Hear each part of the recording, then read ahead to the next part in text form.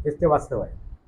मित्रांनो, त्या सुषमाताई अंधारे, रोहित पवार आणि नाथाबाई खडसे यांचं भवितव्य काय असणार आहे, हे जरा तुम्ही आपल्या विचारांमधून कमेंट बॉक्समध्ये मांडा. हेच ते वास्तव आहे. वास्तवावर बोलू का त्यामुळे शृंखलेला सबस्क्राईब करा, बेल आयकॉन दाबा. माझे विचार पडत असेल लाईक करा, आपले विचार कमेंट बॉक्समध्ये मांडा.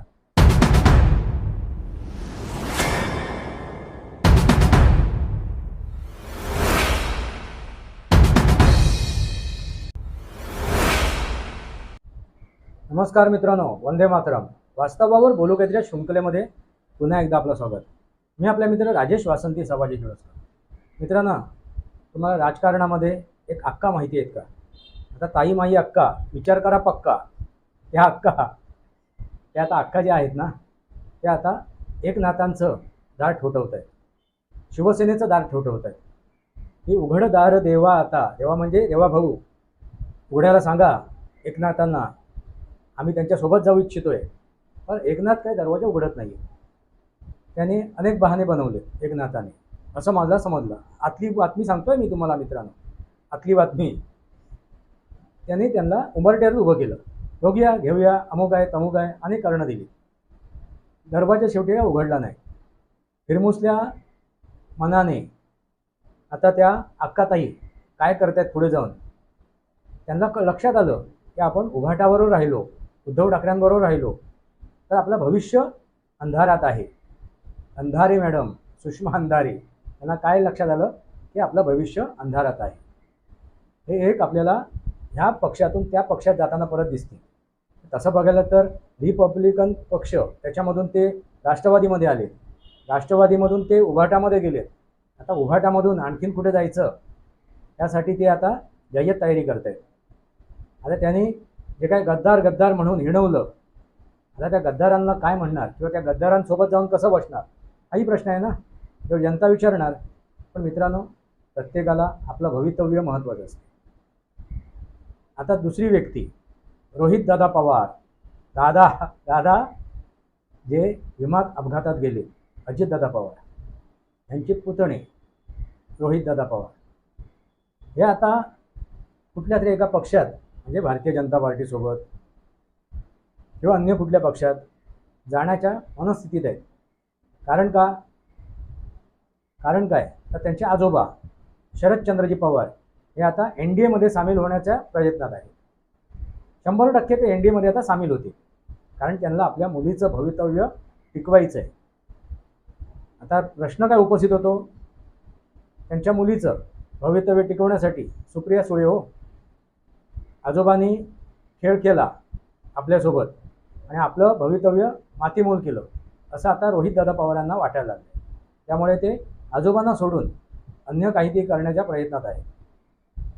आता मला असं वाटते की अन्य काहीतरी म्हणजे अजितदादा पवारांनी राष्ट्रवादी घेऊन गेलेलेच आहेत. आता भले ते अस्तित्वात नाही आहेत, हयात नाही आहेत, पण त्यांच्या पत्नी, सुभेद्य पत्नी, तो पक्ष सांभाळत आहेत. त्यामुळे आता राष्ट्रवादी काँग्रेसमध्ये त्याला वर्णी लागणार नाही, त्यांना कोण घेणार नाही, अशी परिस्थिती निर्माण झालेली आहे. मग करायचं काय? आजोबांचा राग तर आला आहे, मग जायचं कुठे, कोणाचा हात धरायचा किंवा एखादा नवीन पक्ष स्थापन करायचं का, अशा मनस्थितीत ते सुद्धा आहे. आणखीन एक व्यक्ती आहे राष्ट्रवादीमध्ये, ही व्यक्ती म्हणजे एकनाथ खडसे, नाथाभाऊ. ऐकतं का? नाथाभाऊ खडसे. त्यांनीच 2014मध्ये युतीचं वाटोळं केलं होतं. हे नाथाभाऊ खडसे हे परत भाजपामध्ये जाण्यासाठी लालायित आहेत. त्यांनी प्रयत्नसुद्धा केले. देवाभाऊंना सुद्धा त्यांनी काय केले, याचना केली त्या देवाभाऊंकडे. आता त्या देवाभाऊंकडे याचना करायची, त्यांच्यापुढे नतमस्तक व्हायचं आणि आपला पराजय करून घ्यायचं. त्यापेक्षा आपण जरा वरच्या पातळीवरती प्रयत्न करू, म्हणजे अमित शहा यांना, नरेंद्र मोदीजी यांना संपर्क साधू. ते म्हणत आहेत मला अमित शहा भारतीय जनता पार्टीत घ्यायला तयार होते, ललायित होते, असं ते म्हणत आहेत आपल्या वक्तव्यामधून, पत्रकार परिषदेमधून.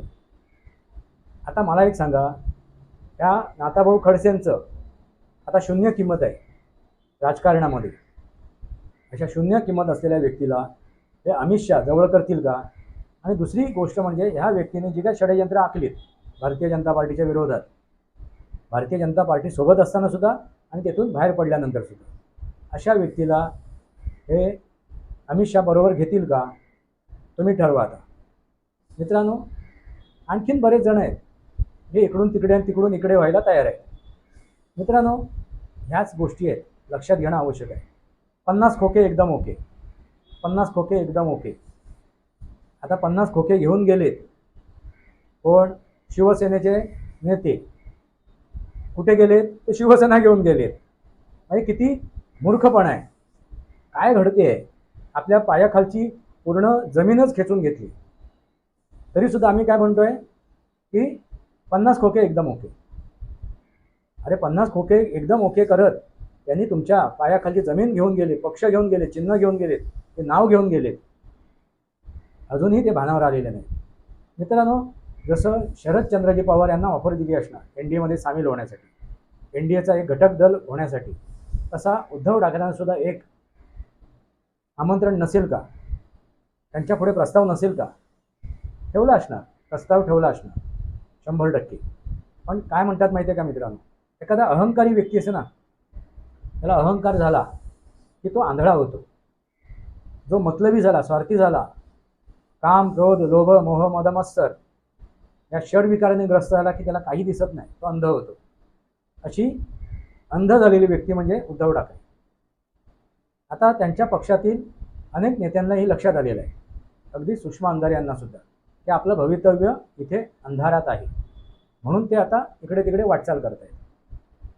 म्हणजे वास्तविक जी सेना आहे, बाळासाहेबांनी जी स्थापन केलेली शिवसेना आहे, त्या शिवसेनेमध्ये आपलं नाव वर्णी लागते की नाही याचा ते प्रयत्न करत आहेत.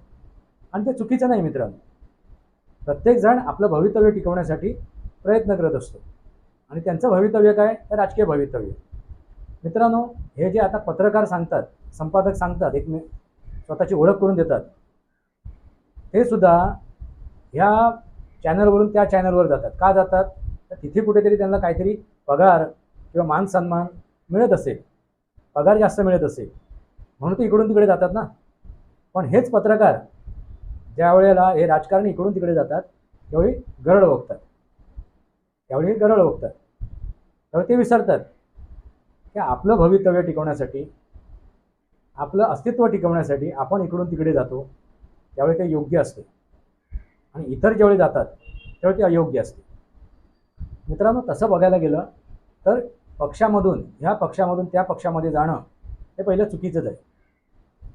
कारण तुम्ही जर पक्ष स्थापन केलं आहे, तुमची विचारधारा जर वेगळी आहे, तर त्या विचारधारेला तुम्ही धरून ठेवा, त्या विचारधारेबरोबर चला.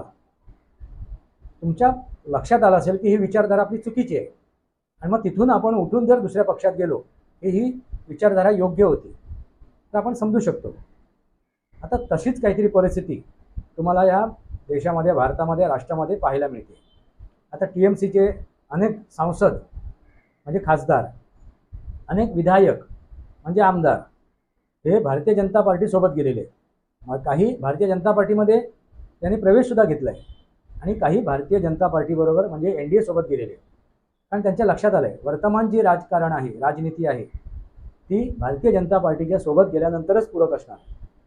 आपलं जर अस्तित्व टिकवायचं असेल तर आपल्याला भारतीय जनता पार्टीबरोबर जाणं आवश्यक आहे. वोट चोरी केली, मतदानाची चोरी केली, निवडणूक आयोगाने चोरी केली, त्या भारतीय जनता पार्टीने चोरी केली, नरेंद्र मोदीजीने चोरी केली, बस झालं. ज्या वेळेला आपण जिंकून येतो, आपला पक्ष जिंकून येतो, त्यावेळी ते सर्व योग्य असते. मग निवडणूक आयोगसुद्धा योग्य असतो, ते EVM मशीनसुद्धा योग्य असतं, सर्व योग्य असतं, सगळी यंत्रणा योग्य असते. पण ज्यावेळी दुसऱ्याचा विजय होतो, आपल्या विरोधकाचा विजय होतो, त्यावेळी ते EVM खराब होते, ते निवडणूक आयोग खराब होतो, सगळं चुकीचं होते, मग वोट चोरी होते. आपल्या कर्माची फळं आपण भोगतोय, आपण काय पेरलं आहे तेच उगवते, ह्याचा त्यांना भान नसते. मग काय म्हणायचं, दुसऱ्यांवरती आरोप प्रत्यारोप करायचे. लक्षात आलं का, हेच आता विरोधक करतायत. मग आता राम मंदिरवरनं त्यांनी राळ उठवली, काय त्याच्यातून प्राप्त केलं, तर उलट पक्षी त्यांनी भारतीय जनता पार्टीचे आणखीन हात बळकट केलेले. त्याच्यावरती सुद्धा आपण चर्चा करू, त्याच्यावरती सुद्धा आपण एक वेगळा व्हिडिओ बनवू. मित्रांनो, लक्षात आलं का तुमच्या, सुषमा अंधारे म्हणजे अक्का हो, महाराष्ट्राची अक्का. आता त्यांना अक्काच म्हणावं लागेल, कारण ताई माई अक्का, विचार करा पक्का. कसला विचार? तर भारतीय जनता पार्टीवर जाण्याचा. तोच विचार ते पक्का करत आहे. आता पुढे जाऊन त्यांना एकनाथ शिंदे सोबत घेतील की नाही, त्यांच्या वर्णी शिवसेना हा पक्ष लागेल की नाही, येणारा काळ आपल्याला दाखवून देईल. ते जेव्हा आमदारकीची निवडणूक लढवतात तेव्हा 100-500 मतं त्यांना मिळतात. अशा त्या महान नेत्या आहेत. अशा महान नेत्यांना ते एकनाथ शिंदे जवळ करतील का, पाहावं लागेल.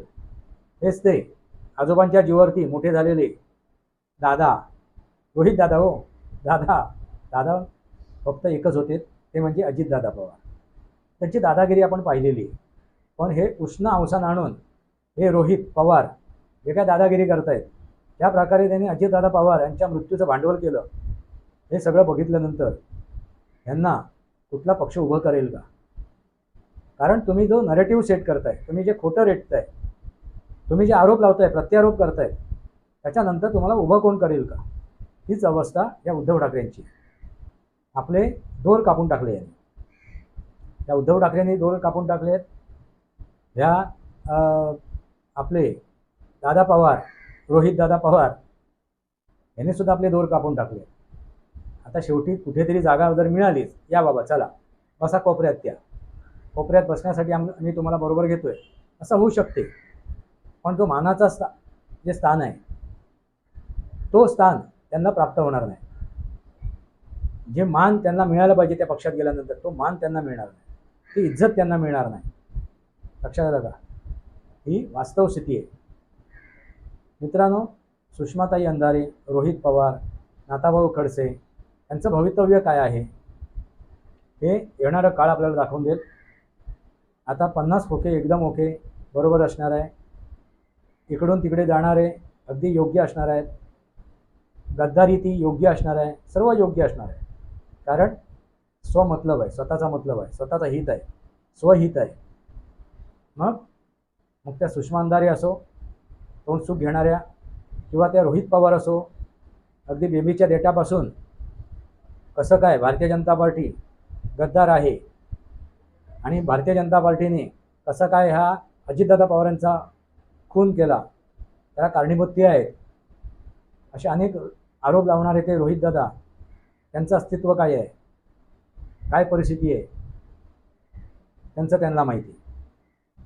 त्या एकनाथ खडसे आता यांना खडसावून सांगितलेलं आहे आणि ते आता म्हणतायत आम्ही शेवटपर्यंत शरद पवार यांच्यासोबतच राहणार, आम्ही भारतीय जनता पार्टीत जाणार नाही. अरे तुम्हाला घेतोय कोण? कोणी घेतलं? कोणी तुम्हाला आमंत्रित केलं? काही येऊन सांगायचं, तोंडाला येऊन ते बरळायचं. त्यांना माहिती आहे NDA सोबत जर शरद पवार जाणार आहेत तर आपल्याला सुद्धा शरद पवारांबरोबर जावंच लागणार आहे. मग त्यावेळी तुम्ही काय म्हणणार? त्यावेळी भारतीय जनता पार्टीसोबत इनडायरेक्टली तुम्ही जाणारच आहात, हे जनतेला तुम्ही कधी सांगणार? तुम्हाला कोणी भारतीय जनता पार्टीच्या नेत्यांनी किंवा कार्यकर्त्यांनी सुद्धा आमंत्रित केलेलं नाही आहे. हेच ते वास्तव आहे मित्रांनो. त्या सुषमाताई अंधारे, रोहित पवार आणि नाताबाई खडसे यांचं भवितव्य काय असणार आहे हे जरा तुम्ही आपल्या विचारांमधून कमेंट बॉक्समध्ये मांडा. हेच ते वास्तव आहे. वास्तवावर बोलू त्याच्यामुळे शृंखलेला सबस्क्राईब करा, बेल आयकॉन दाबा. माझे विचार पडत असेल लाईक करा, आपले विचार कमेंट बॉक्समध्ये मांडा.